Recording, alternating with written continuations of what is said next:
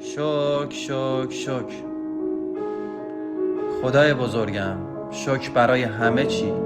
برای تن سالمی که داریم، برای چشمهایی که داریم و میتونیم ببینیم، برای یه روز دوباره، نفسهایی دوباره. در این لحظه زیبا با قلبی پر از عشق، با آهنگ و سرود، با توبه و فروتنی به درگاه پاک و زیبایت میرم. دعا میکنم خدای بزرگم، برکاتت رو از آسمون زیبایت بر روی زندگی ما ببارونی، زندگیمون رو پر از فراوانی کنی.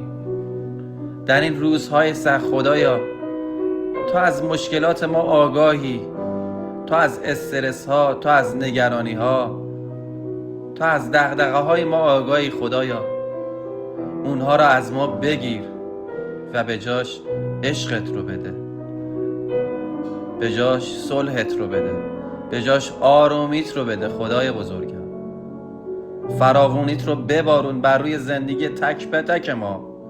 تو پناه مایی، تو همه کس مایی. خدای بزرگم، ما به غیر از تو کسی رو نداریم.